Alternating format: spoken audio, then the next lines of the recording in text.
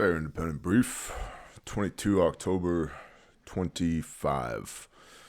The news is all slop today. What else is new? A couple of things to be aware of. This is going to come as a shock to so many people. I know, brace yourselves. The ceasefire and peace agreement in the Middle East does not appear to be holding. I know.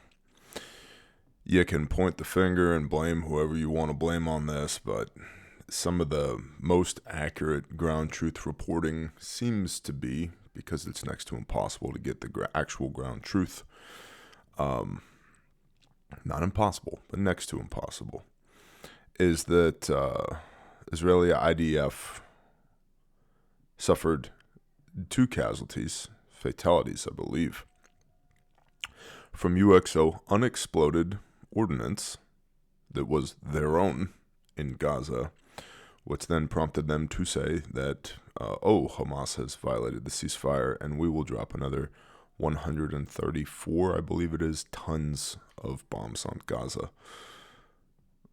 Whatever, man. Whatever.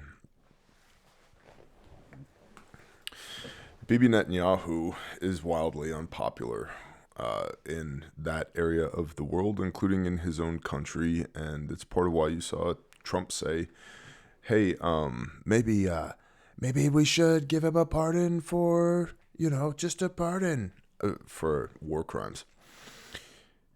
Andy Frisella has been talking about this for years, and he's been on the money with this, and I would agree. I don't think you get peace in the Middle East without getting rid of Bibi Netanyahu, and I don't think he's going to go quietly, things like the Samson option, etc. So, surprise, surprise, the Middle Eastern peace agreement / ceasefire doesn't appear to involve ceasefiring or peace. Okay, cool. Whatever. Slop. Couple of other things. There's a lot of hay being made today about the ballroom that is being added, $250 million in construction costs being added to the White House. And, people like Senator Warren, why is this broad still alive? How come nobody's stuffed her feet first into a wood chipper yet? That's hate speech. No, it's free speech. That might sound hateful, but it's free speech. In any event, hypothetically, the wood chipper go bearer, she's saying words to the effect of, hey, we're entering into a K-shaped economy, meaning those that have are doing better in this economy and those that have not are doing worse in this economy. It's a bad look that Trump's spending $250 million on a freaking ballroom. Now, that's not necessarily untrue as far as the optics are concerned. However, the funding for the $250 million for the said ballroom are coming from myriad private sources, not public taxpayer money. Yeah, makes you wonder. It's no win situation when it comes to funding, because if it's taxpayer money, then it's like, but my taxes. I got no money to buy a loaf of bread, but Trump's got money to build a ballroom. The inverse is these private donors are purchasing influence by donating to Trump's ballroom. And arguably, they already had influence, which is why they're privately funding this ballroom. But who cares? What's the reasoning here? The publicly stated reason is that, the existing ballroom facilities only seat up to about 200 people, and for functions at the White House that are more than 200 people, they have to move to the White House lawn and blah, blah, blah. And so instead, we're going to get a big, beautiful ballroom full of so much gold. Now, the gold is interesting. Recently the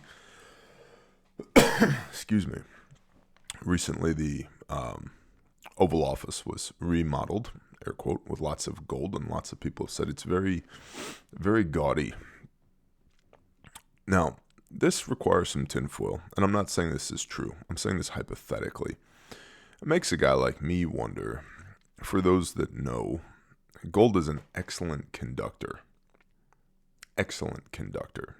It's used in very low latency, used in very high-end electronics and circuitry. It also is used in very high-end Faraday cages. because it's an excellent conductor as a shield to keep outside stuff from coming in. And I just wonder why? Because originally the ballroom was not going to require demolition of any of the actual White House. But now it is, just some of it, right? Just some of it. East Wing, I believe, Melania's quarters, the First Lady's traditional quarters. Hold on, ADD. Pull that battery off the radio charger. Put that battery on the radio charger. Boom, nailed it. Are your radios charged? No? Fix yourself. Okay. So we've discussed ad nauseum over the last 8 years of making 8,000 plus pieces of content here that nothing happens for one reason. This would be a very convenient time during the demolition phase to say discover certain infrastructure that may or may not have been authorized to be installed in certain areas of the White House. Infrastructure that, say, I don't know, could see and hear people that didn't want to be seen and heard, perhaps while they're having private conversations or engaging in intimacy or taking a shower or anything like that. At the same time, now remember, we just had this AWS, Amazon Web Services, 51% on average of the internet went down for about a day. And you get a lot of people. No, it's the DNS servers, domain name servers. That's what it was, Barry. You're just being paranoid. Listen, I don't give a shit, if I'm being completely honest. It did not affect me. It did not affect Refuge Medical. I don't really care. But it did affect a lot of people in the upper echelons of the military-industrial complex, several of which, I won't use the word frantically, but we'll just say they were very concerned. And in conversating with them, now see, Bear, why do you say things that you can't say? That's disingenuous of you. How about instead, hear me out here, maybe shut the hell up and watch somebody else's channel while my brain tries to figure out the words to say to you, because these are completely unscripted. The words to say to you, to convey the information to you without betraying people's confidences or violating what's called a non-disclosure agreement, because I don't really want to wear orange. I don't really feel like being renditioned, okay? So I'm trying to provide intelligence value to you in a way that gives you something that's actionable, but without being actionable on my end. Tracking? We'll just say there was many concerned individuals at the upper echelons, because what we saw front-facing was, oh no, Amazon Web Services are down. Wah. My package is delayed. I gotta update my payment options. That was not even kind of the entirety of the scope of what was actually happening. So, that's interesting, because it's almost like somebody has been saying that there is a persistent and ongoing zero-day exploit that affects everything that touches the internet, up to and including the highest echelons in the United States of America. How high? The highest. It's almost like somebody has said that very quietly, entire server racks are being pulled out and replaced with brand new infrastructure in a Hail Mary to try and remove the zero-day exploit, which has a low likelihood of success. It's almost like our enemies have fidelity into our day-to-day, minute-to-minute operations of what, hypothetically, of what's going on at the highest echelons. It's almost like that's happening. It's almost like, hypothetically, this could potentially be what's called a trial run for something larger. And it's almost like, hypothetically, if that is a trial run for something that could be larger, that somebody named Bear might have said, watch for the banks next and expect something what are the normal pay cycles? Typically the 1st and the 15th. And so indicators, if something like that was to happen, I would look for lots of people in the know doing things 72 hours out from what the next one is. What do you mean by in the know? Like, I don't know, that historic Bitcoin sell-off here recently. So, okay, we're building a ballroom. Okay, the Oval Office is now plated with gold. Trump is not as dumb as people want to think that he is. He's actually quite smart. Doesn't mean that I ideologically align with him on everything, because I don't. And if you've been here for any length of time, you're aware of that. But he's not stupid. Never underestimate your enemy. And I'm not saying that he's our enemy. But if we're not supposed to underestimate our enemies, what would that imply for the Commander-in-Chief of the Armed Forces of the United States of America, the Chief Executive? I don't think we should underestimate him either. So why a ballroom? Probably for multiple reasons, but I find it interesting that all of a sudden we're demolishing things that potentially have been penetrated by our enemies for who knows how many decades to build something new. All of a sudden the Oval Office, which has been more or less unchanged for many, many decades, likely penetrated by our enemies. Think about the last guy to occupy that office, okay? It's now plated in gold. I'm not saying I know this to be factually true, but I find it interesting. Commentary, they would say. Shifting gears, gold and silver, both have experienced historic rallies in 2025. They're down a little bit right now. What I want to point out here is that it is not that the primary market factor for gold and silver is gaining value is not scarcity. Scarcity breeds value. It's the exchange rate of dollars to precious metals. So it now takes more dollars to buy an ounce of gold, to buy an ounce of silver, than it did 12 months ago. That's less gold and silver gaining in value, although I am very pro precious metals, as you know, if you've been here for any length of time. And that more so has to do with the fact that the US dollar has lost 10% of its purchasing power so far this year in 2025. And we got, 5 weeks left? 6 weeks left in the year? Okay. So it takes more dollars because they're worth less to purchase the same amount of the commodity that is gold or silver. I would encourage you, if you have any disposable income, given the potential threats on the horizon, everything everywhere all at once. And somebody the other day said, "Why are you wearing a hoodie? What point are you trying to make?" The point I'm trying to make is that it's chilly in my house. Well, why don't you turn the heat on? Why don't you mind your own damn business? We sleep with the windows open around here, and it's been in the low 40s at night. Okay, so I have a hoodie on because it's Oklahoma. By this afternoon, there'll be the potential for heat stress. All right, so I don't want to turn the heat on. I want to wait for the sun to come up. So mind your business.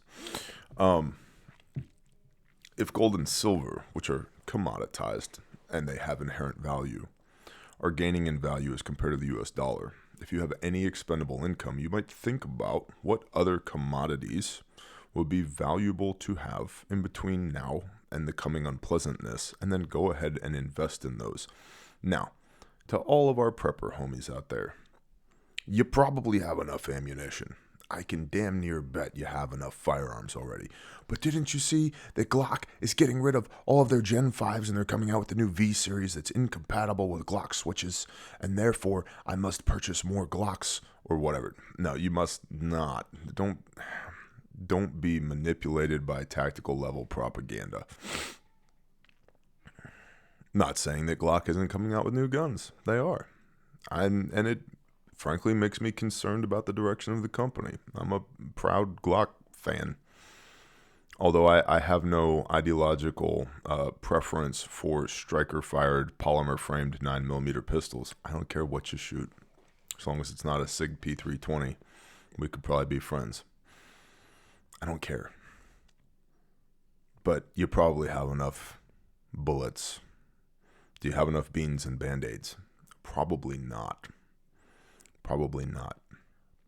And so people tend to prep up to the level of threat that they're willing to consider. This is why Pastor Joe Fox says all the time, contemplate the unthinkable. Think of the absolute worst case scenario, most dangerous course of action that the enemy can take, and then figure out ways to mitigate those threats.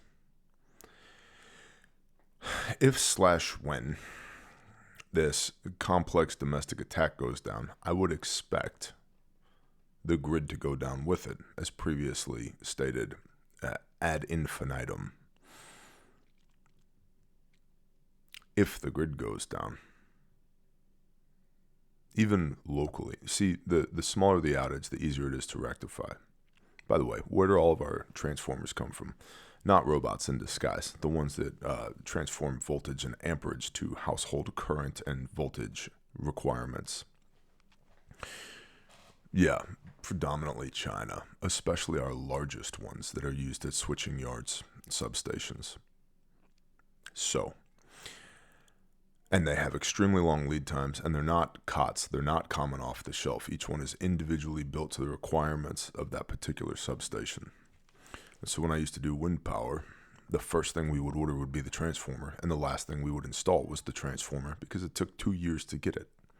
And we'd build everything else in that process, and the last thing to go in would be the main transformer. So we're not just going to get more of them, especially as tensions continue to rise with China. Now, by the way, gold and silver valuation is in part tied to China-U.S. relations or U.S.-China relations, depending on your international worldview. So that's something to keep an eye on as well. If you don't understand how that works, www.google.com. By the way, please don't ask me questions in the comments that are easily answered by the internet itself. Please ask more specific questions, and I'm more willing to answer those.